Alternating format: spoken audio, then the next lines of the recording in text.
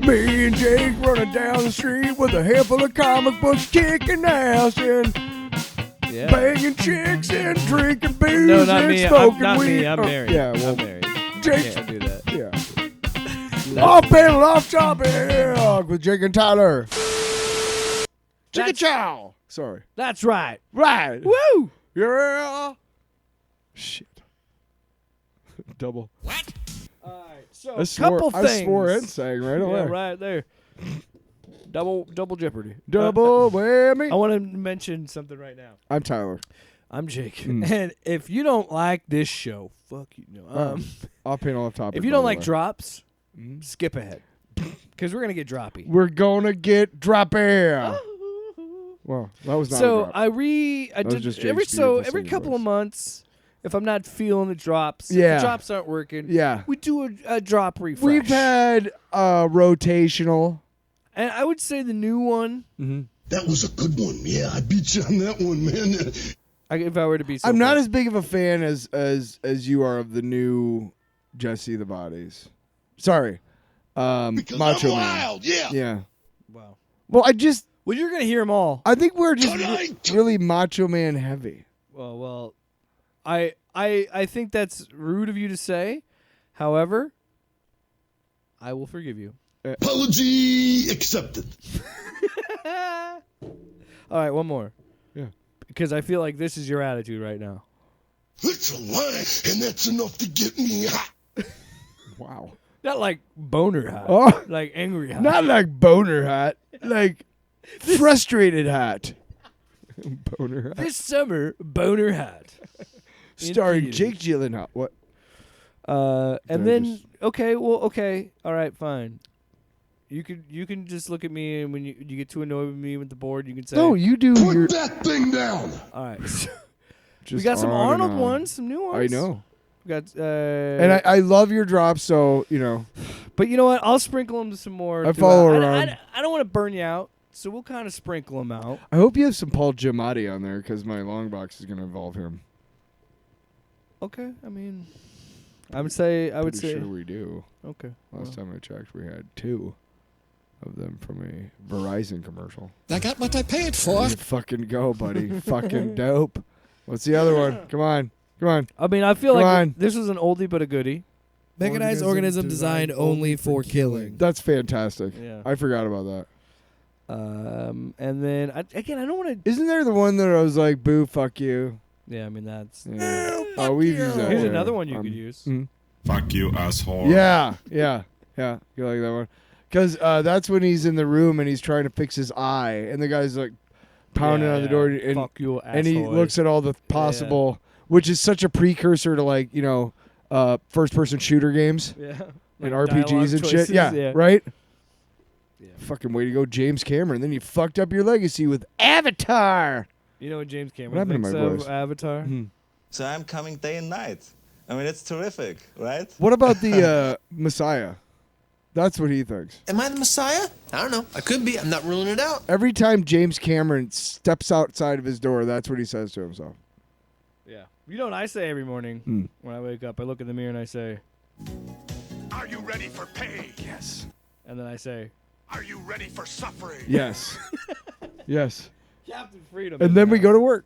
And then I pay my bills, and then I say, let's not blow our load yet. Okay, one more. What the final one for you? I would say. Here is Sub-Zero. Now, Plane Zero. Oh yeah, Arnold. If he's Sub-Zero and then he goes to 0, it technically would be like an improvement because it would be positive. Oh, well, you're gonna keep. You keep the line. Okay. I took screenwriting school. Hey, he looks at that guy and he goes, You're a fucking choir boy compared to me. A choir boy. What was that from? I don't remember, but could you imagine Arnold saying that to you in real life? But yeah, I don't want to get too crazy with it. Yeah. Well, too late. But hey. You can just imagine he's wearing like a gold lame shirt. Oh, he's full on Hawaiian shirt. There's he's definitely on some vacation. It's iridescent, like the fabric, like reflects the light back at everybody. It looks from one direction it's one color, and from the other one and he's just dancing. You make me lose my train of thought.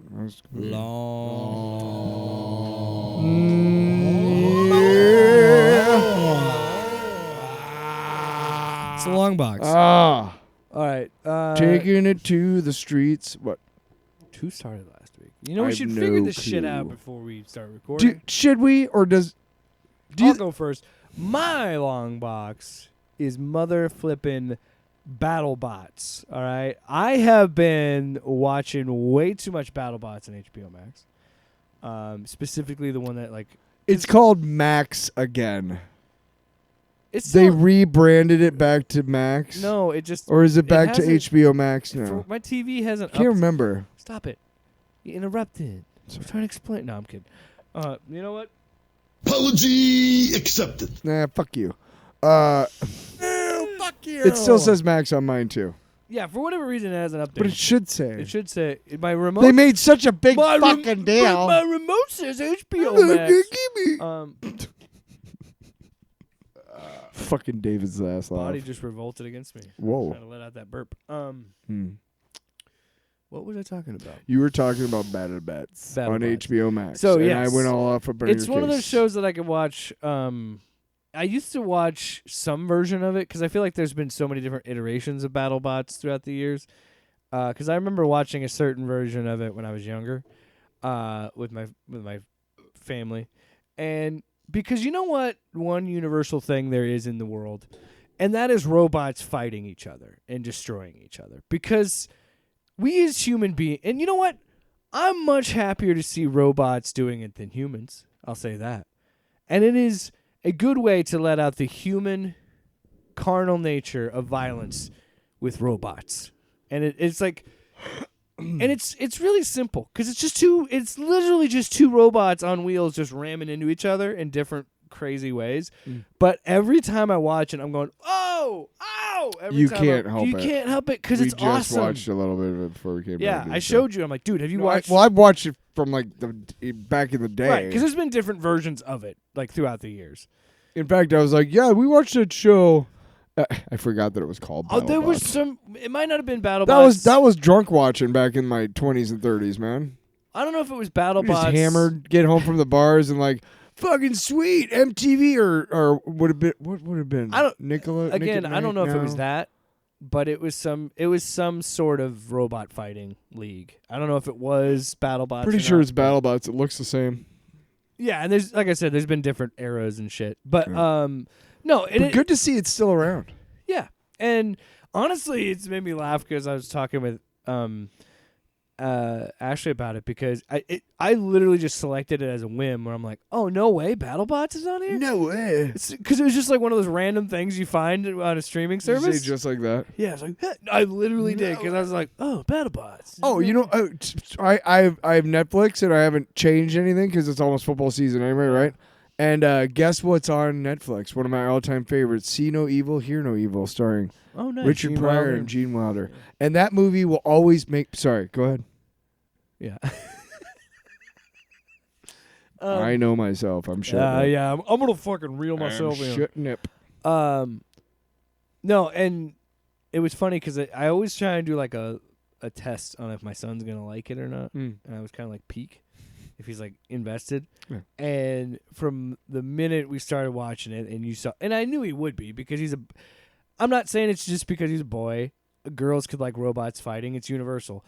But it's all the things he likes. It's robots. They're remote control cars in some sense. And they're just ramming into each other. And boys just like things that smash and crash. And he's just like eyes wide invested in this. And it's like, because it's fucking cool. It's awesome. It's fun. Yeah. And some of the designs are crazy. Like the first one we saw tonight. One with the fork and the arm that has a saw blade on it. And you just see all these crazy work that these engineers one made a put mockery into of that other one with the and hammers. Then you hear, and the crazy thing about hammers. that shit is you'll hear their day jobs, and their day jobs are just as cool and interesting as being someone that designs a BattleBot. Yeah. And because they're working military contracts and shit, and no shit, because you're designing things to destroy things. You're gonna, And well, so, after making nukes that can enter your skin, you can like John Wine. Make a battle bot. After making drones that can zip up your penis and explode you. Part of me was like, look, You again, done one a little bit. stop it now. After making AIDS airborne. All right. Fuck. Trying to talk about fucking robots. Anyway, because I was gonna say something nice about my son, so I'm like, damn it. I'm sorry. No, because you said military contracts. No, I jokingly dark. said to Ashley, because I was like, no, you never seen this? Because there's always that test. There's a Lincoln test, and there's my wife test. And my wife, she's like, BattleBots? Like, I don't know about that.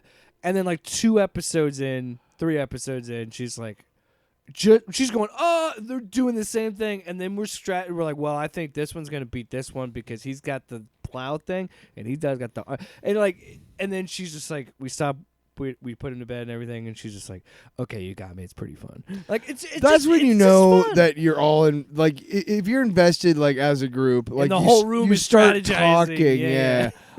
My ex-girlfriend and I, we watched a lot of Chopped, and she went to culinary school. I believe I've told this story on the show before, but what we would do is they would tell the ingredients, and then we'd pause it.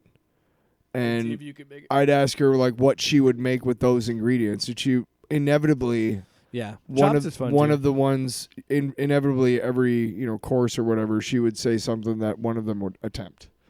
Because she knew, like, I would do a balsamic glaze with a fucking confit and a fucking bleh. And it's like, I don't even know what you're saying, but it sounds hot. Whenever they do those, because of my ex-girlfriend.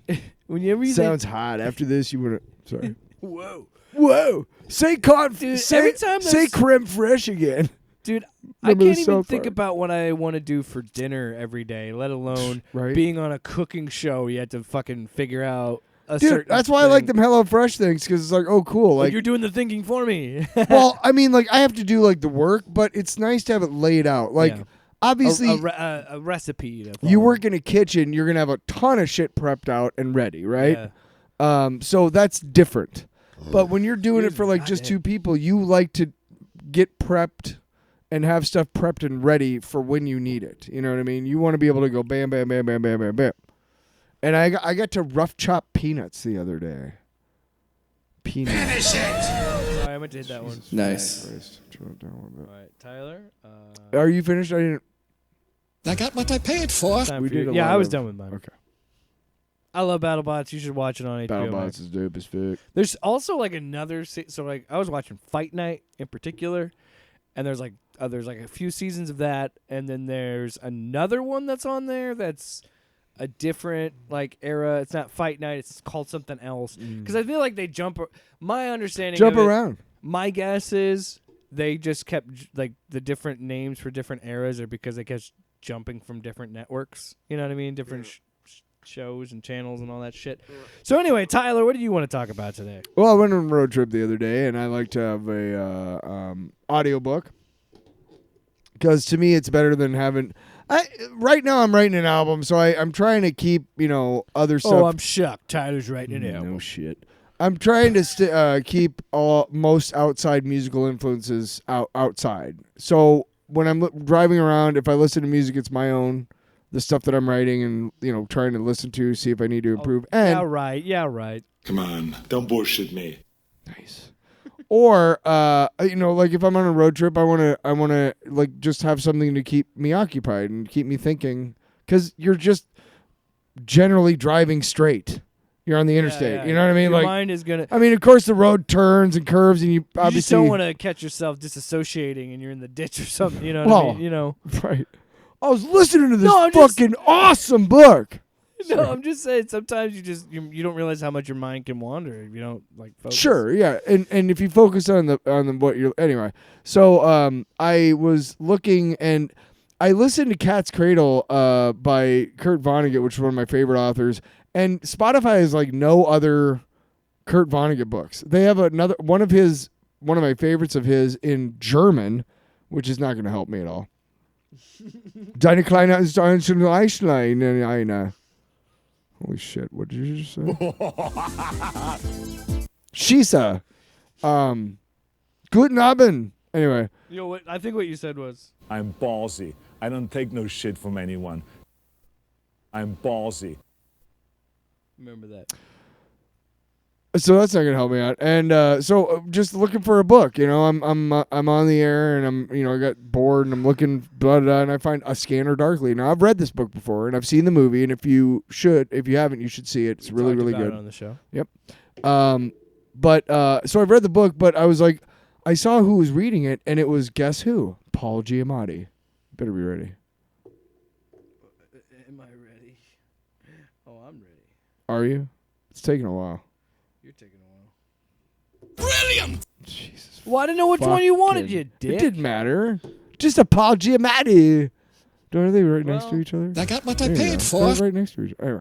No, thank you for doing that. But Paul Giamatti, and we talked about this a little bit because we are personal, huge Paul Giamatti fans. We're just big, big fans, right? If I see him on the screen, I'm just Whip, swing the web. A little bit. You're going to get some moments, you know what I mean? Some Oscar moments, right? Like, God damn, that made me so hard. because he's in the Amazing Spider-Man 2. That was such a wasted opportunity. He was all in. He got like tattoos for real. No, I'm just kidding. Brilliant. Yep. Fucking A, man. No, so I'm like, looked at them and he said, I got what I paid for. all right. I'm sorry. So I love Paul Giamatti. So I'm like, okay, let's hear A Scanner Darkly by Philip K. Dick, read by Paul Giamatti. And of course, I didn't expect him to be like, hey, everybody, it's Paul Giamatti. And I'm reading Scanner Darkly by Philip K. Dick. Did you see me on Sideways? I knew it wasn't going to be that. And perfectly, within like 5 minutes, you don't realize that it's, I see you sitting there trying to find the perfect drop, and I didn't have any drops during yours. Yep. Put it away. Fuck you. Fair, right? Listen to my story instead of just. I make this show what it is. You get your I'm the ass out of captain here now. Just start big timing you. So it is in his house, so you just be like, get out. It is my home studio. Trespassing. Get out, you son of a bitch. So within like 5 minutes, you forget it's Paul Giamatti, and I'm still listening to it because it's like a 9-hour fucking audiobook, and my road trip was like 4 hours. So I'm still listening to it off and on when I'm just driving around, and I forgot that it's him doing it because he does he does voices for everybody, but he does it like not like shitty. Like he's a great actor. So he's like subtleties in it. Yeah, exactly. Like there's 3 characters: Barris, Arctur, and Luckman. And if you've seen the movie, you know who I'm talking about. I won't tell you who plays them in the movie because if I know Giamatti, if I know Paulie, like I do, Brilliant. right? Like, what are you talking about? But if I know him, Stop saying it. Do you think the cover of the audiobook is from the movie, right? Do you think he watched the movie before he read the book, or do you think he said, or maybe he'd already seen it? I don't know. Maybe. I have no idea. I would be curious to know if he watched it. Yeah, next time I pasta with fajoule. Pasta fajoule with the Giamatti. Yeah, me and Paulie G. Paulie G. Having dinner. If I know Giamatti, like I do. Hey, my boy G. Hey. My boy Giamatti. Giamatti. It's too many syllables. It's Giamatti. Like Giamatti. Don't be Giamatti. It's Paul Giamaggio. We are going to get so fucking fired. I got what I paid for. Shit. Anyway. But they all have similar voices, but he has such like minor alterations. Like Luckman, for example, has a slight southern twang. Arctur's kind of like the everyman voice, and then Barris has a way of speaking, or a way of cadence in his voice that you can tell it's Barris talking. You know what I mean? Yeah. And then there's Donna. So her voice. How does he do a woman? Just slightly higher than a guy, like, and kind of. It's really good. Like I can't describe it, but it's not hokey. I would say when I her Heart-Shaped Box, and I heard the audiobook for that. Stephen Lang did it. And he did the same thing. He did all the voices. Yeah. And he even did a woman, and I thought the women were okay. I don't know if, I'll have to ask him next time. I don't know if Giamatti sings. Yeah, well, I'll and I can't wait for that fucking album Giamatti sings, everybody by the way. get ready. Episode 210, we're going to call up Paul Giamatti.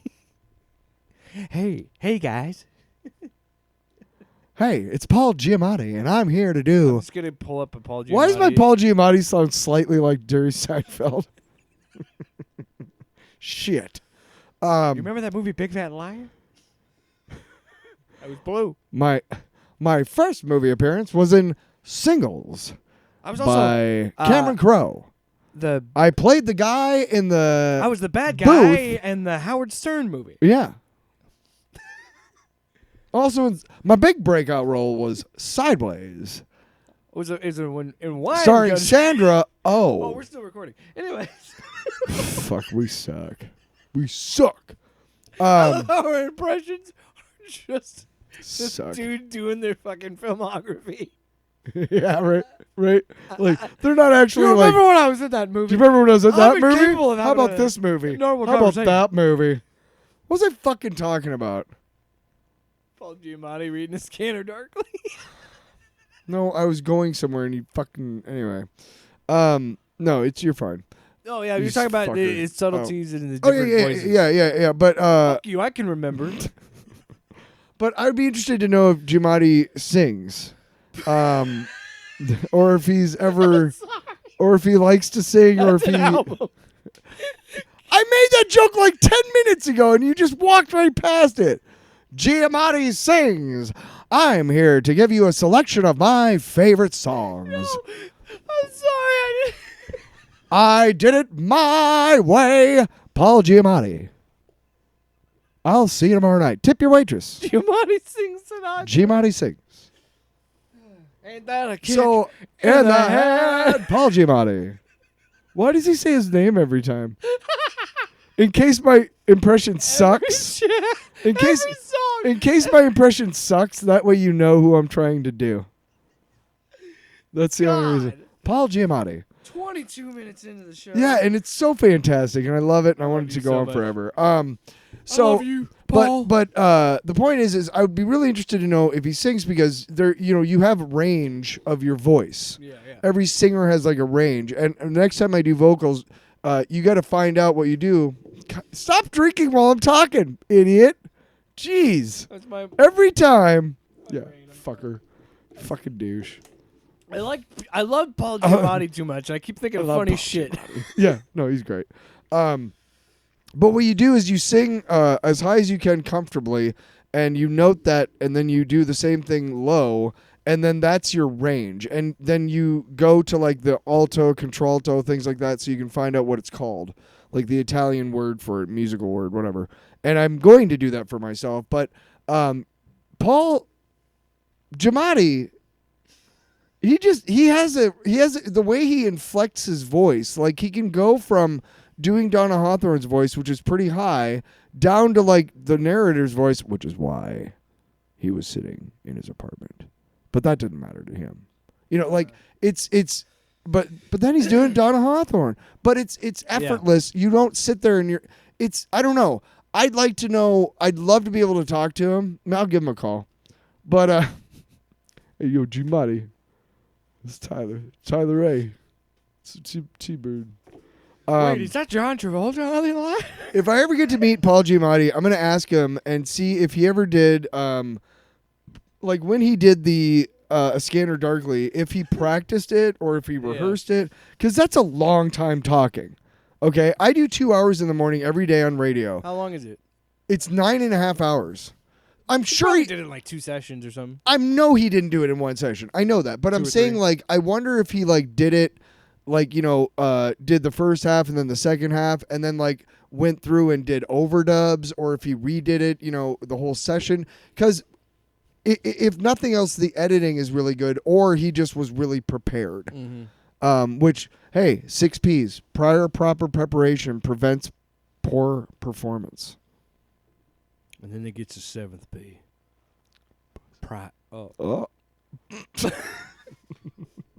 Can we edit that out? Brilliant. But me and Jim Addy. I got what I paid for. Fucking A, buddy. Got with my Prime, my subscription. My Pro subscription, whatever it's called on Spotify. It's gotta be different than mine because I don't get any Shove it up audiobooks my in butt. mine. So. Well, you don't have Pro. You probably have the free. I don't think I. You have the free. Yeah, something like that. I cannot handle, if I want to listen to one of my albums, I can't handle ads coming up. I don't have Fuck ads that either, noise. but Oh. I don't know. Anyway. But highly recommend it. And next week, you mentioned Alien, the movie. No, you mentioned a movie, Running Man, with Yaphet Kotto. And he stars as the lieutenant in a show I like to call Homicide: Life on the Street. No. And yes. No, you already did your long box. I'm saying next week is what I'm okay, talking about. gotcha. So I was saying it's too bad I didn't get to do that this week because we talked about a movie that he was in. What was his name in there? Laughlin or Monroe? No, because two buddies. In what movie? Ben Richards, Running Man? Laughlin, and Oh fuck, man, I don't remember. Don't ask. I don't remember. Don't ask, don't tell. All I remember What the is military this. Here's says. Sub-Zero. Now, Plane Zero. All right. So I want to get into the news this week because we do have a little bit of We news. do have some News. news. You're never gonna believe the You're news. never gonna believe it. You're never gonna believe it. Hey, that's the news. I Hey, told you you'd don't never talk about believe it. me. All right. So some big news. I even had called you up Friday night. I know, and I was busy. The previous Friday night. But John Bernthal has been confirmed to join Spider-Man Brand New Day. So Punisher How are we gonna do is this? going to be in Yeah, Spider-Man. and how are we gonna do this? Because you're telling me that we got Born Again, Sure. where it's ultra violent, Mhm. like ultra violent. The Punisher is ultra violent. Excuse me. How are we gonna do this? You clearly cannot have that in a MCU movie, especially a Spider-Man Sony one. I don't think Sony would even allow it, or maybe they would. But Sony's got to have a say in it, I think. I don't know. I'm just saying, like, you know, I think ultimately it's still it's exciting. so my interpretation of it is Disney has always had say in what's going on currently with Spider-Man right now. That's why Venom and Craven and Morbius and all that shit was never going Madam Web could never directly be tied to Tom Holland. So clearly they can also be like, no, you can't do anything to Punisher unless we do it because Punisher's under our ownership and that's just how it's going to be. I think this is interesting that they're going to be like, okay, we really are going to bring it back down to a smaller Spider-Man story, or at least it'll be more oriented around New York. And it's worked in the comics before. And see, Sure. that's the same thing I won't point to you. I will say, I get where you're coming from, and I had the same thoughts too, and I've always had those thoughts of like, okay, how is Daredevil going to interact with this Spider-Man? I know we already saw that with No Way Home, but that was Matt Murdock. That wasn't Daredevil. We didn't see the... Right. So, and I know that's always going to be a lingering thing, but then I always say it works in the comics. Like a hemorrhoid. Somehow it works in the Lingering comics. thing. But I agree. I don't know what they're going to do because there also isn't there supposed to be a Punisher one-shot that's going to be on the Disney on Disney Plus? Right, and I'm sure that'll be just as violent as whatever, and that's fine. But and I want it to be. It should sure, be. But how the fuck is that going to work with Spider-Man? I get what you're saying. Yeah, you're right. But I want to go even one step further. How is that going to work with? Somebody's gonna have to bat cleanup. Gross. I'm the Hulk. I need to get some Punisher drop. Yeah, Look, you do. red. He's gonna keep saying that to oh fuck, you're red too. Red and blue. Hey. Is that moron number one? Let me talk to moron number two. Hey, how hard can I bash this guy's head in? Wow. Is this PG-13 or All R? right, I need to fucking know here. Wow. shit, freaking, fuck. He just keeps cussing. Anywho. What are we looking for here, everybody? Are we looking for Amazing Spider-Man 187, which is, I believe, the number that... Do we still have that over here? I think you took it back. Where Punisher debuts. Yeah. Is that what we're looking for? Spider-Man in pajamas? In bright pajamas? And then the Punisher in a skin-tight latex outfit with little tiny bullets around his waist and a little piece of underwear and big white boots and, and his hair and his gun. Is that what we're looking for? Because that's not what we're fucking getting. No. That's not what we're getting. So I just want to make sure that everybody, and I'm sorry, I'm almost done. I want to make sure that everybody knows what you're getting. Like, you told me about this, and I know you're excited about it, and I'm excited about it too. But what are we looking for? Are we trying to get that? Because we're not getting that. In fact, the way I saw the Punisher in Daredevil Born Again and the way I'm likely to see him moving forward is that half thing on his chest, and the other half is just like armor. And that's fine. I don't care. But if, Crossbones in the comics, did you ever see Crossbones in the comics? It would look ridiculous in live action.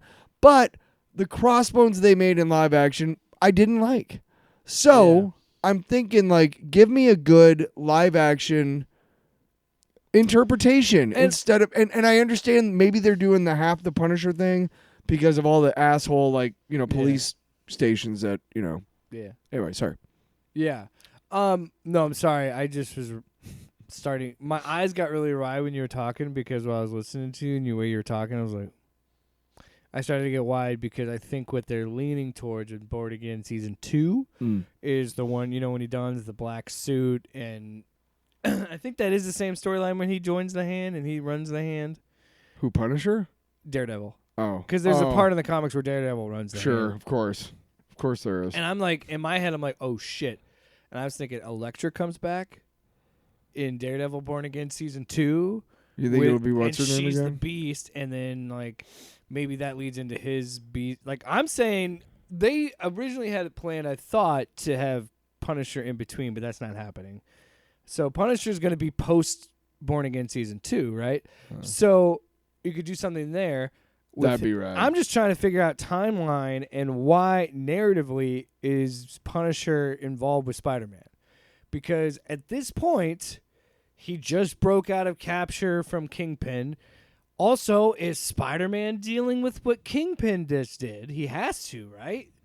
Right. And then, here's a chance to win me over, Marvel. If Brand New Day ties directly to that point. Born Again? Yeah. Yes.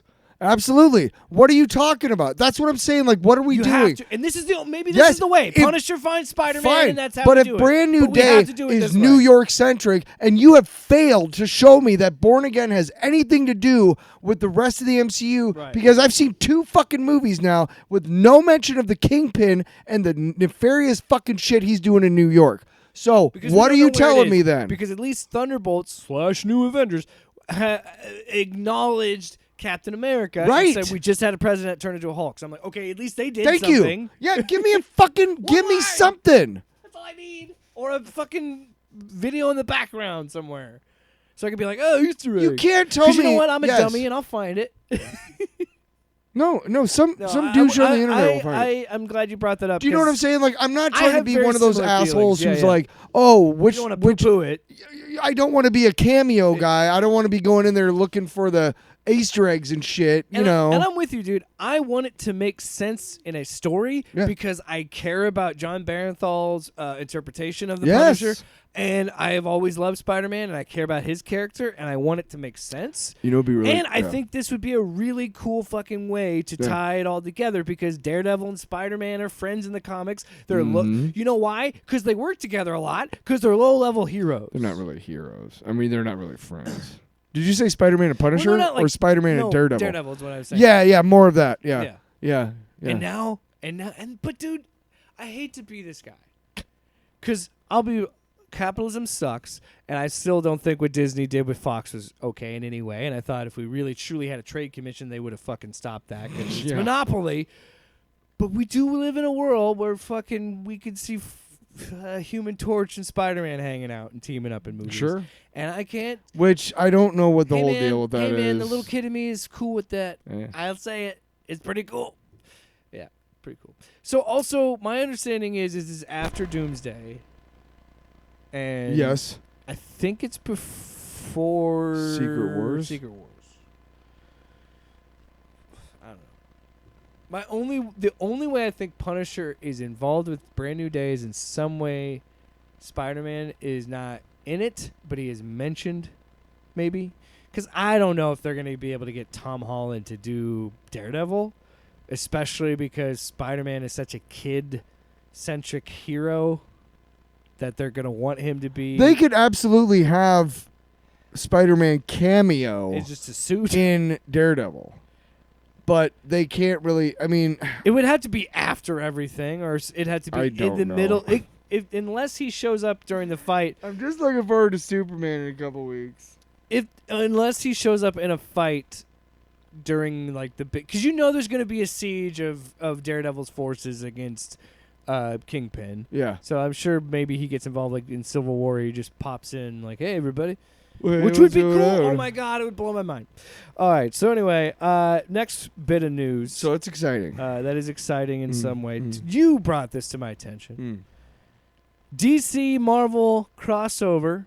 So we know that Batman and Deadpool is going to be like the center, which would be piece. interesting. That's the first announced official series. Yep. But we knew the creative teams, we knew the names involved, but now we know the official titles of not their own like stories in issue form, like one shots. You'd think they would be. No, they're backup stories to Batman and Deadpool. Uh-huh. So rather than be their own one-shot stories, they're just backup issues to each different issue of Batman, Deadpool, or Deadpool Batman, however you want to view it.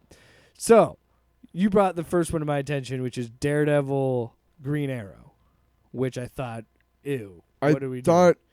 I thought what I understood it to be is Batman Deadpool is a series. Yeah. And these are backup stories in each issue. Yeah, but no, I think the backup story is Daredevil, Green Arrow. I don't think it's like... No, because there's other ones. Oh, there's which ones two are other the other series. ones? Oh, which ones? Oh, there's two other titles. Yeah, there's there's but the thing that interests me the most about Daredevil, Green Arrow is the creative team. So it's Kevin Smith, Yep, who wrote Green Daredevil Arrow comics and Green Arrow comics. Yes, he did. So that's kind of a genius idea. And Adam Kubert is on the art. The other one is Captain America Wonder Woman by Chip Zdarsky. Cool. I'm like, ooh. And the artist is Terry Dodson. Nice. And then this one I'm like, fuck you. And that's because I play Marvel Rivals. Jeff the Land Shark Crypto by Kelly Thompson. And the artist name is Gurihiru. It's Gurihiru. I'm not quite sure on the pronunciation. Oh. So I don't know. Girardin. But you first showed me the Daredevil Green Arrow, and I kind of poo-pooed it at first. Then I was like, oh, it's Kevin Smith doing it. And there's some really interesting creative talent behind this. But I'll say it again, like I said it with the Godzilla stuff and everything else. It's just these are. If you like crossovers, that's okay. That's fine. I'm not here to judge and I'm not here to tell you how to read comics and what comics you should Just enjoy. be glad I didn't bring Godzilla versus Avengers over, because that is a piece of fucking shit. But all crossovers eventually end up to the same thing, and it's always this way when you see it. Like, it's one issue, this guy gets the upper hand, and this issue, this guy gets the other upper hand. But by the end of that second issue, we realize in the third, fourth, fifth, whatever amount of issues we're gonna do, sixth, it's gonna be actually the villains that we usually fight, and they teamed up while we were fighting each other, or some stupid shit. Yeah. So I mean, you know what I mean? It's the same thing. It's like, well, yeah, because you can never. It's ultimate fan service, and it's just meant to please both fan bases, and then never really mean anything. You know? No, yeah. Don't get me and wrong. It's cool that they got the powerhouses behind it, but. Look, there have been so many movie moments in the last 20 years that have made my inner, fanboy just so hard. You know, just like, oh God, that's like when Steve Rogers picks up the hammer, you're like, you know, oh my God, all over the place, right? Yeah, just all over the place. Just there's here, which one is it? Here.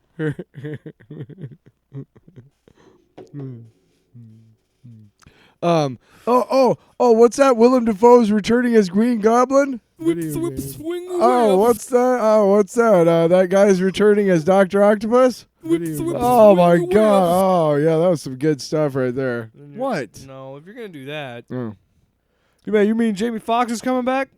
What? Oh. Yeah. Well, I was just saying, you're excited. Yeah. Plus, it was a Spider-Man movie, so it really made it, way to fuck up the joke, but it's fine. It's your fault. It's your fault. Be mad at yourself. What was the one that we had touch and bust? Yeah, I forgot. Do we have that? Yeah. Sorry, but I do have this one. I ain't got time to bleed.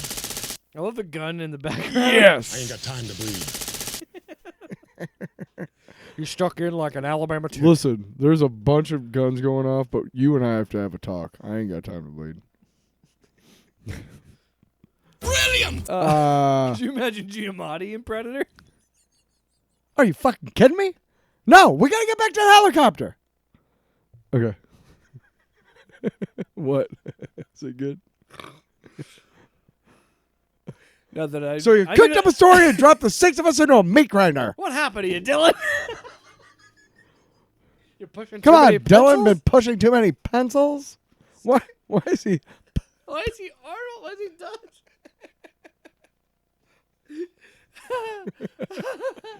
No, we'll talk about it later. What do you mean the jungle came alive and took him? Sorry. Now I'm like Carol Channing or something. Looking out my window at the Broadway and the lights. Congratulations to the 3 people in existence that get that reference. You fuck. I don't even think it was the right reference. I don't either, because I don't know what the hell you're talking about. Shut up and get on with the damn show. All right, take the mics off. Let's get serious. All right, let's stand up. I was joking. No, All right, last bit of. What I was just trying to say is, regardless of how good we're the insane team is what. It's still gonna just be the same shit. It's gonna be awesome though. I'm still gonna love it. I love that the Punisher is in a Spider-Man movie. Regardless of how they do it, if you will, it's still the Punisher in a Spider-Man movie, and that's pretty fucking dope. And I can't say the fanboy in me loves Kevin Smith doing a Daredevil Green Arrow book. That's kind of awesome. All right. So, similar to a few weeks ago, comicbook.com. Wow, we were talking about 2 different things just there. Yep. Yeah, but we tied them both together because tied that's it what up. you do. We tied it down. Whoa. There's still plenty of meat on that bone. You take this home, throw it in a pot, add some broth, a potato. Baby, you got a stew going. That's, I feel like, every time we record. Fucking Carl Weathers R.I.P. as himself on Arrested Development. He had so much, I read about that. He had so much fun with that role. Because they went to him and they were like, hey, what if we made you like just this really cheap-ass motherfucker? And he's like, I love it. That's $1,100. That's exactly what I'm charging for my acting class. Come on. Let's go. Come on. So comicbook.com. Yeah. This article is written we by... love comicbook.com. Oh, by the way, we us. were so inspired by that article we read a few weeks ago about storylines. That We've we got decided that to John mine Byrne you book. for more content. That's right. So free of charge. I think it's Messiah, M-I-S-A-E-L, Duran. I don't know the first name. I don't want to mispronounce it. So anyway, they wrote an article.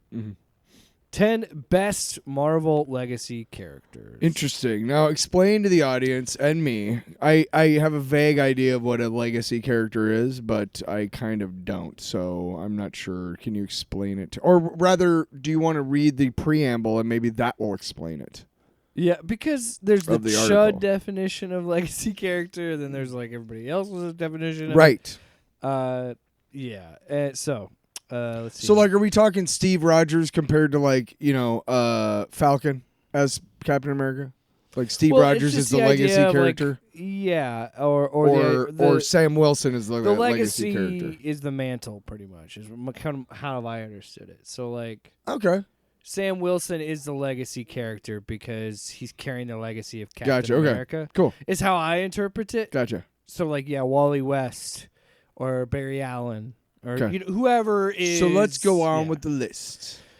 So number 10, Carol Danvers, Captain Marvel is who they have as number 10 for legacy characters. Because they're they're also referring to, of course, Marvel, Captain Marvel from the comics. I don't know how I feel about it. I never really read that much of Carol Danvers. To be honest, I'm such a normie when it comes to Captain Marvel that my only exposure to that character is the MCU. So I have really no frame of reference for Carol Danvers or anything. All of my Carol Danvers references come from X-Men comics in the 80s, and that was all exclusively about how Rogue originally could not fly and have super strength and all that. Yeah. But she accidentally touched Carol Danvers and did it in such a way that she stole part of her. I don't know how they explained it, but after that she was changed. She could do all that shit, but she also always felt guilty about stealing somebody's memories, basically. Carol Danvers, by the time I knew anything about her, she was binary, and she was in the Starjammers. So we rarely saw her in the comics, and when we did, she was binary. She wasn't Captain Marvel. In fact, Captain Marvel wasn't a thing until after I stopped collecting comics. So, we're talking late 90s. Sure, whatever. What's number 9? So number 9 is a Nova. It's Sam Alexander. So he was introduced as a Nova Corps member after the events of Avengers versus X-Men. I don't have any reference for Sam Alexander. I know he's a fan favorite, but I don't know why. Number 8 is interesting. Nadia Pym. Who is the Scott's daughter in the MCU. They made her in the comics. It's one of those situations where that character, Hope, in that whole situation came first, so they created a character kind of of course, based on that, and kind of went from there. So again, I have no frame of reference. Number 7 is interesting because I think it's a weird cop-out because it's 2, and I'm like, how are you listing it as 1 legacy characters, but you're designated 2 characters to 1 slot because they're putting Danny Ketch and Robbie Reyes both at the number 7 slot, where I'm like, okay, well, just make a decision. Is it Robbie Reyes or Danny Ketch? I think it's fair because they're both different characters, but they're both Ghost Riders. And when you think about it, the original was Johnny Blaze. I don't think there is anymore. What do you mean add more? I'm just saying, is this person's criteria they don't want to add more than 1 legacy character on this list? Because why couldn't you have Danny be in 1 slot and Robbie be in another? I don't get why you can't split them. I'm okay with it. I don't really, as far as the criteria that he set for himself, or she, or they, depending on the criteria, I'm okay with it because technically they're both legacy characters. Johnny Blaze was the original. I love how, we read the Ghost Rider versus Galactus, and basically it's Johnny Blaze with Danny Ketch's. Well, that's the thing that makes that's interesting. So Danny, because Johnny Blaze never had the penance stare. I think Robbie is great in his own way, and I'm sure we'll probably see him in the MCU. Yeah, or maybe we'll see Danny Ketch. Robbie Reyes in that fucking final Avengers thing. No, that was really cool, but Robbie Reyes when he took over the Celestial because he can drive anything, fucking sweet, dude. I love the idea of him having a car. That is kind of cool. Yeah. But that's the thing though with Danny Ketch. And that's the Ghost Rider I'm most familiar with. He's an example of a legacy character informing the original character. A lot of the things that people like about Johnny Blaze and the things that are incorporated in the movies are actually things that it came from Danny Ketch. Yes, that got adopted onto the flaming you were chain, about, and the flaming jacket, wheels. His whole look is kind of stealing from Danny's. Yes. And what's cool in later books is how they distinguish Danny's. They make his flame blue. And it's just a really cool thing seeing those similar looks and everything. There's some really interesting Ghost Rider. Look, whether you like it or not, Johnny Blaze was a dude in a suit with it looked like he was wearing a mask, not had a skull head. And then he always had just a regular bike. Other than it's being 2, I agree with this place. I think Danny Ketch is a huge again. Danny Ketch impacted the original character, which is Danny Ketch revitalized Ghost Rider and Johnny Blade. Yeah, the Mantle and Johnny and everything. He made everybody better. And again, Marvel, Ghost Riders. It's a show. Period. Yes. Come on. Oh, dude. You already nailed it with Predator. You're already doing it with Predator. You could go back to the original Westerns, Ghost Rider. man. Yes. The dude in the white suit. Flaming Skull Gunslinger. Give me it. No. It's just a dude in a white suit. I know, but stop. You know what I mean. Come on. Let's have some fun. Listen. Hey, try it. Terry. Number 6. It's like my John. It's the John Madden boom minus Terry. Number 6. Jane Foster. Thor. I like it. Good placement. Like it. I like this too. If you've read any of the books, it's really important that you do. Fantastic. Do yourself a favor. Yeah. Read Jason Aaron's entire run on Thor. Mm-hmm. From the Gore God Butcher shit through the Jane's Thor, the Mighty Thor, Jane stuff, all the way through the end. It's great. We talked about this last week about deaths, about characters dying. Okay. Oh, hers is so. Oh. But here's the thing, is the way that they did. The way that Aaron did Thor, he didn't kill Thor off. He made him unworthy, which was a cool fucking mystery in the Marvel Comics for a good couple of years. Like, what did he say to him that made him unworthy? Whatever. And then that's how Jane Foster took over. But we didn't even know. Also, it was who is that? It was great.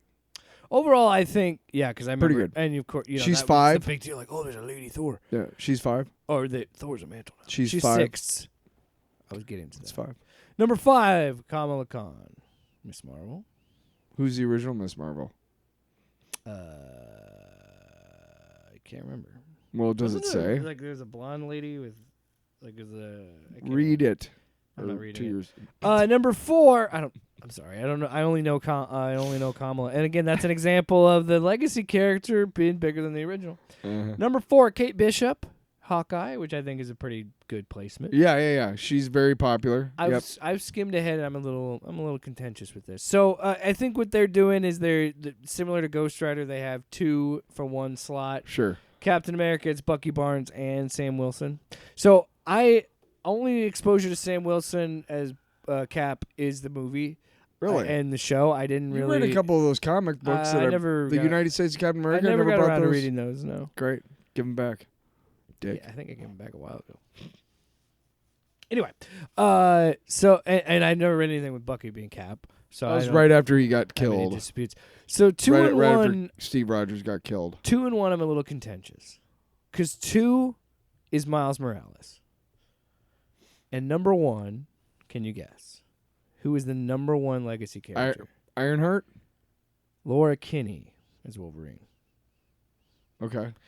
Here's why I dispute that. I would say she should be number 2 if you're going to do this, and Miles Morales needs to be number 1 because Miles Morales is, I would argue, as popular as Peter Parker. And I think for a lot of kids, because of that those Spider-Verse movies, that is, and the fucking... Dude, he has a video game. She doesn't have a video game. And for real, there are kids out there that's their Spider-Man. That's the Spider-Man they grew up with. I think they both. I think say that you with Laura could. Kinney. You Maybe could. you can. I don't know. You could make the argument that both characters fill a role, which is helping others that aren't typically associated with the comic book audience see themselves in comics. And we're talking about kids who are not white and girls. Yeah. Both miss and underrepresented in comics for many, many, many decades. And I will say that is also my bias of more exposure to Miles. Yeah. Spoiler alert. My big, other than Logan, and that is a totally different interpretation of what's going on in the comics, obviously. But with the whole, that version of X-23 and all that. Yeah. My only exposure is in one of these books we're talking about later, and in the new Avengers book. That's right. And I was like, oh, shit. I was like, I dig this. I like her a lot. And now, so Laura Kinney in the comics. I kind of am interested in just reading some of her Wolverine books. I know she was younger when she was introduced, but at this point in the comics, she's a woman. Yeah, and based on like what that article was talking about, and like, a young woman, but she's a woman. I've seen like in she's not like a 13 or 14-year-old like what's her name was. Yeah, and obviously in Deadpool Wolverine, what's her name? Yeah, she's a grown woman in this, but what is her name? I forget. Daphne Keane obviously is in her 20s now, so of course in the Deadpool Wolverine movie, she's a woman. Honestly, I think that they're either gonna do Hugh Jackman or they're gonna have Hugh Jackman involved with like Secret Wars, and I think they're gonna kill him off, and maybe I don't know if. And I don't think that she'll be the main Wolverine, but I think that I have no doubt in my mind they'll bring back Daphne Keane in some way and continue Laura Kinney's Wolverine shit in some fashion. Because I think they're going to be all in on the X-Men soon, especially after Secret Wars. So we'll see. Now let's get into the comic book section. I could write a book about what you don't know. Ooh. So we got 2 books. I'm saving one that we've been covering for 9 fucking weeks. 9 fucking weeks. This is a new book, and this is number 1. And 5 more days, and it's the movie starring Kim Basinger. So we're gonna save Absolute Batman number 9 for the main event. That's gonna wrap up the show. We're gonna start with the Avengers, the new Avengers, right? Number 1. I'm gonna get to the title page here in a second. Written by Sam Humphries with art by Ton Lima. So I got some overall thoughts, and I guess we can kind of just break down the whole thing. But let's start with overall thoughts. We've talked about it on the show before, and I think this is going to always come up and be a thing because that's the nature of talking about comic books, especially new ones. Man, does this book reek of... We just had a new movie come out with something called The New Avengers. We have to get a new book out for this. We don't necessarily need to use every character from the movie, but we have to have some sort of analog to what's going on in theaters right now. And that's what this book, on its surface, feels like. And in that's some way, absolutely a fair... and it is what it is. But all that is being said, it's actually a pretty enjoyable first issue. I actually had some fun with this. Well, Bucky and Black Widow just get it on They're right just away. Fucking. I love it. Fucking right away. We had some horny books this week because there's a brief sex scene in the Batman book too. Everybody's fucking.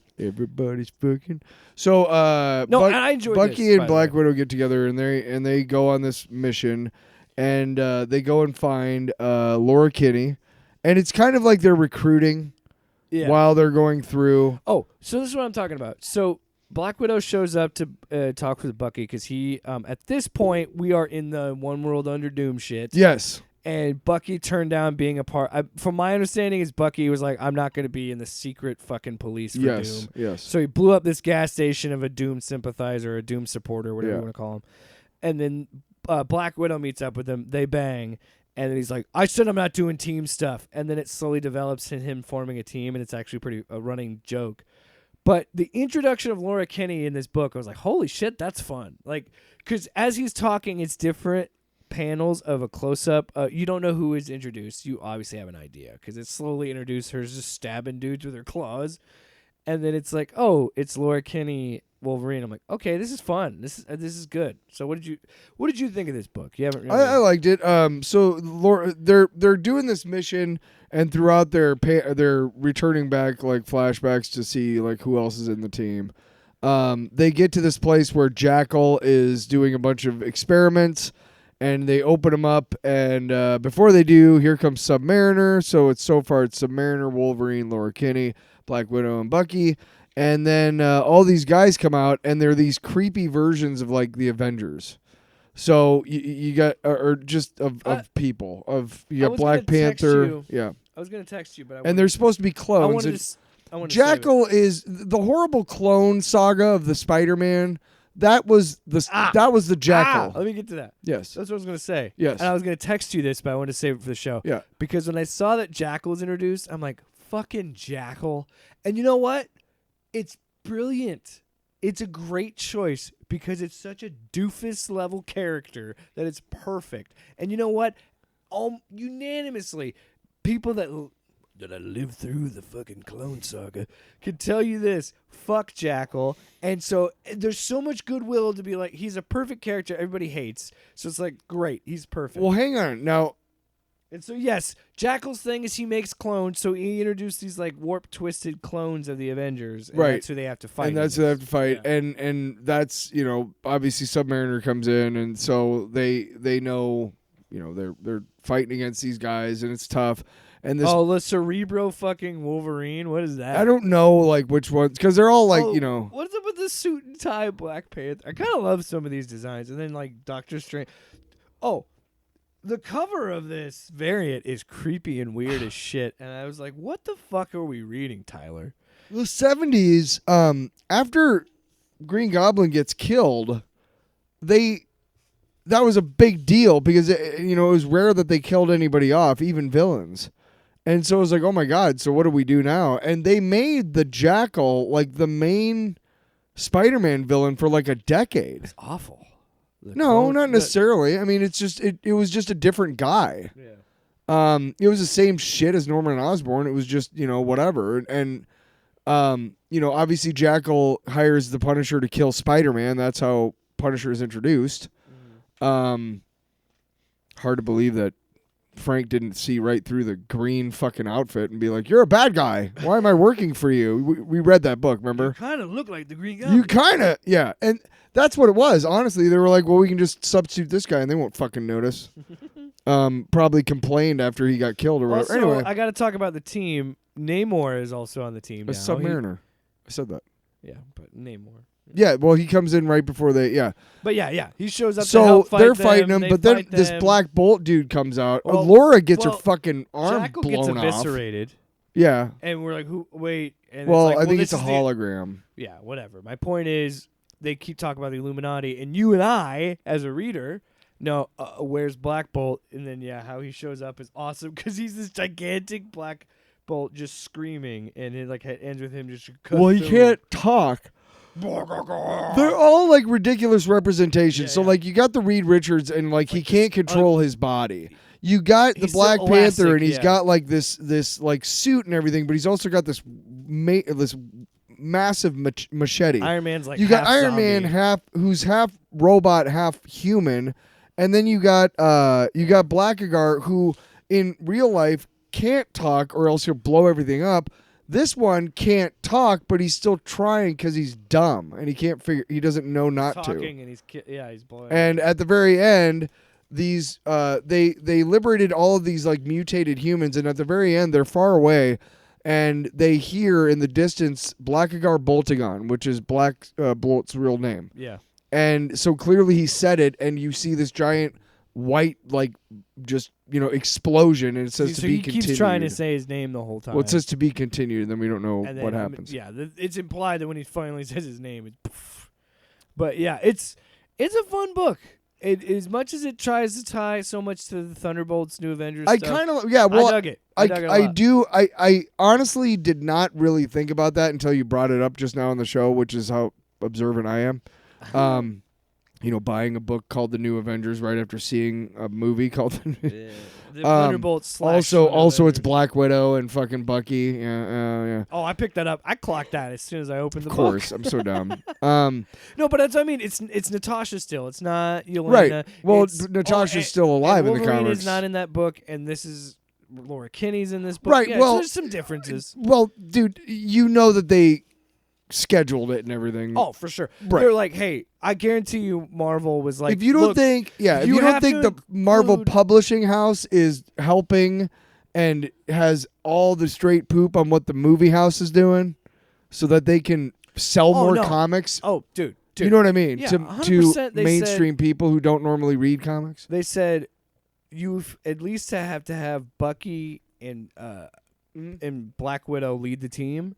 And then you can pretty much have whoever you want, and that's it. And they're like, also, and I hate to do this, but I guarantee you they also said at some point, hey, maybe use these characters. They're popular in Marvel Rivals right now, so maybe because Why else is Namor in this book? It would not Why surprise else is me Namor if in this book? the Why else is publishing Wolverine house in it? was It's the was Batman also look, everything sells everything else. You know what I mean? So they're all interconnected. So they want to tell you that the comics are where it starts, but really that hasn't been true forever. Yeah, it's all interconnected. Right now, it was the MCU for a while. Right now, it's rivals. Oh, for sure. And that is dictating a lot of shit that is going on in the comics. They which even is have a Marvel Rivals break. series out right now. Whatever. Next, the final book, the main event. I could write a book about what you don't know. Let's write a book about the book we read that we don't know. Absolute Batman #9. Nick Dragotta's back on the book. Yeah, Oh, he did write it. He did draw. Yeah. Yeah, it's clearly his book. He's back on it. Yeah. So Scott Snyder, Nick Dragotta. I think for whatever reason I think those and I think Martian Manhunter and I think those Superman was the only one I think this had the same artist all the way through. Because Wonder Woman and Batman both had a different artist for a couple issues, and then they're back to their original. Wonder Woman, their original 5, the first original 5 was the same artist. Yeah. Yeah. That was the only one. I don't know. I think Superman might have had for the first 5 or 6. I'm going to say Superman. I don't think they changed it till maybe 7, yeah. Maybe. But anyway, Nick Dragotta's back on the book.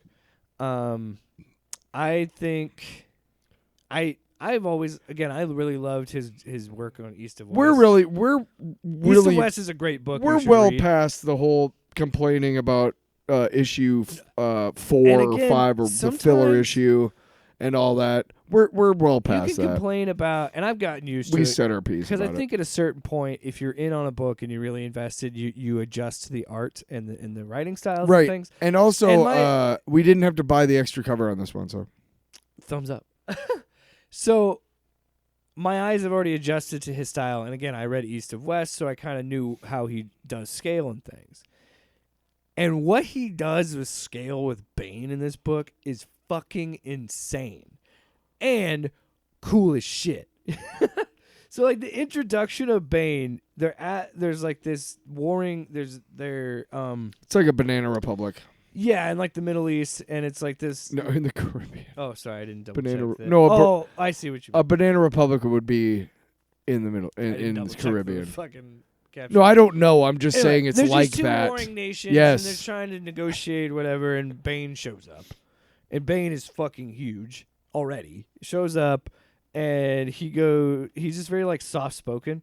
He's like, I admit I was genuinely elated when I heard whispers about these peace talks, which is why I was so crushed to hear about their breakdown when one of you betrayed the other in this very room, killing him and plunging your countries back into war.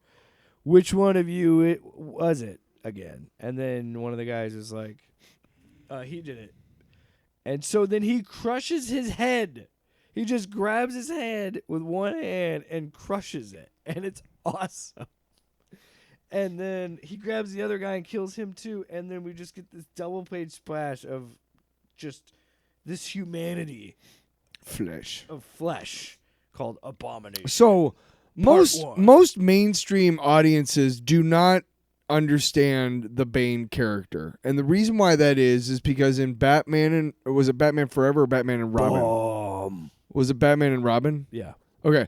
Bane was in Batman and Robin, but they completely misrepresented the character.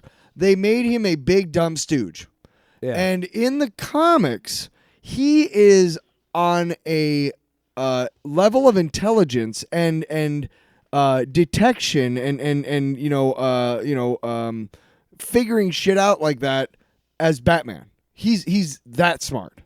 He just figures out who he is. I don't know what they're doing with Absolute Batman Bane, but I really like that they have maintained that he is to a point where he is the master of all he surveys, not because of his size, that helps, but because he already knows what's about to happen before it happens. When he fights Batman, it's fucking perfect. Oh, you got 2 arms left. Oh, you got one arm left. We'll get to that. Oh yeah. So, by the way, I want But to say... that's I would Bane say, that's the original Bane character, and that's Nolan- what makes him so great in the comics, is that he's not just bigger than Batman, he's smarter than Batman. Yeah, I was going to say that Nolan was also responsible for reintroducing that to the mainstream.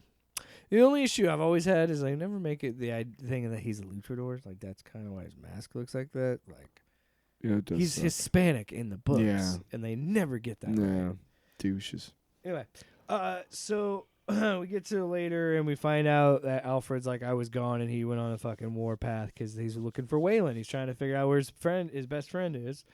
We see that one of his old helmets is in Gordon's office, and he's calling Gordon. Basically, he assembles a team. So he's working with Various this people. version of Gordon is like, this is how we're going to do his relationship with Barbara. Pretty much. We're setting that up. Who knows if she's going to be Batwoman or whatever later, but he's clearly setting up that's their relationship. So then we find out more about how Gordon loses the mayoral race, but he's trying to convince Martha to run next time. We get a flashback of Waylon saying he wants Bruce to train him for a big championship fight. Yep. All the while, Selena and Bruce are fucking on a pile of money. Wow. Yeah. So then Batman tries to break into Arkham. Well, he's got a team, so he's got people telling him how to do and what to do. Like Riddler's with him. Riddler, I think the Penguin character. Yeah. But they're all trying to help him rescue Waylon. Yeah, because he's locked up. They find out he's locked up in. And he goes and realizes, oh my God, like what we thought Arkham was is not what it is at all. It's already in up. fact, It's been up and running for. they're a long like, time. yeah, you're not even close to where it should be. And he's like, well, I'm somewhere. And they're like, oh shit, Yeah. like it's an ultra black site. Like it's this isn't anywhere near the blueprints right. we had, yeah. Yeah, it's even like so he gets in there somehow, of course, being Batman, and then Bane shows up and they fight, and it is So yeah, by the way, he one-sided. finds a giant bat skeleton. So Oh. I think that's the implication of they're doing stuff with Man Bat and shit like that. Oh, So, cool. like, I think there's some little Easter eggs Yeah, in yeah, Batman yeah, shit. So yeah, when he meets Bane, he just says hello and then kicks him and goes, "Go on, it's okay." And then Batman just sticks his cape in him, throws some batarangs. you can advance now. You can advance now. Just kicks his ass. Yeah, but then like you said, he paralyzes. He goes Muay Thai, very nice. Paralyzes one arm, and then he goes, "It's all right, focus. You have another arm." Paralyzes his other arm, kicks him. Look at me, hey, up here. That's all right. You still just got your toying with legs. him. And Just then toying with Batman's him. like, "Fuck you." he's and telling like, him every fucking fighting style that he's using Savant, as he's using it. impressive, Yeah, bang. and just thank you. I blocked that, but bam, that's nice. Good And way this to is my use favorite that. part. I texted you like, "This is fucking awesome." When he's like, "Is that all you got? Come on, you only need one leg. I only need one leg to kick your ass. You juiced up." Yeah. He goes, "Juiced up, friend. I haven't even used this stuff yet." And then he pumps up, and then Batman just looks up and he goes, "What are you?" And he goes, "Call me Bane. Welcome to your new home. Now let's get you prepped for surgery." And it's just like kaiju level. Like he's like 9-10 feet Hulk fucking level. tall. Yeah. Huge. And I'm like, holy Full rage shit. Hulk. Full rage And Hulk. that's when I texted you, because God dang, does Scott Snyder know how to I'm write Batman. gonna read that Crypto the Last Saga. Mm. Do you want to keep it so you can sleep with it? I want to fuck it. Wow. Yeah, I'm Swing the wheel. all over the place. Oh man, It's so sexy. even with that the complaints that we might have about that issue 4, dude. Jeez, this is such a good book. Right. And I was again, And that's more, to be honest, that's more about probably publishing fucking up, oh for sure. corporate and publishing fucking up like the schedule and not, you know what I mean? I don't want to blame Nick Dragotta. Oh, dude, and we said like very much we are artists and talent friendly. Like Yeah, because we know that a lot of them work for piecemeal. that doesn't mean we're not going to criticize things when we don't like it. No. But that also is like a lot of time. Yeah, a lot of the criticisms like with the when I was bitching about with crossovers, and in no way am I complaining and mad at those guys, No. those people for getting work. I'm just being like, I know what this is. They're going to do the best they can with what they got, Yes. but we all know it's going to be the same shit. And their backup stories. And not everybody some are rises nothing to the story. occasion. You know, not everybody hey, it's your big shot and you failed. Okay, well, you got your big shot. And it's okay that you failed. It just wasn't for you. And you'll find something else, you know? Yeah. God, I mean, stop being such a sod poodle. I just need to isolate that shot just to scare myself. You know? Wake up! You know? Yeah, put it as your alarm. Yeah, I would. I don't know, man. I'm kind of in a weird spot because I'm like, we keep being like, well, I'm gonna stop reading this, and then an issue comes out, and we're like, well, shit, I kind of want to. I want to know how this Mr. Freeze thing ends, and then you're like, well, we're done, and then you just like, oh, here's the Bane one. The only one, I was like, oh, to be really honest, the only one that I want to quit, and I have, is Green Lantern. Till number 4 comes out, you fuckers. Honestly, yeah, that's the only one that was like, I just don't care. I don't care because you've already taken 3 issues, and I gave you a third like for free because I was ready to quit after 2. I was ready to quit after 1. Yeah, I was not into it. Look, you have to give me more before that first issue ends, and you didn't. I mean, shit, you, even like you barely gave me anything by issue 2 that made me want to think about reading more. this, like a great example, the new Avengers book that we talked about. That number 1, I said that's a fun number 1 issue. You know why? Because it doesn't even introduce the whole team, but it introduces enough members of the team, and it's enough cool little idea. Hey, Al, get to the fucking point, dude. You know? Instead, misery, misery, misery. That's what you've chosen. Off panel, off topic with Jake and Tyler.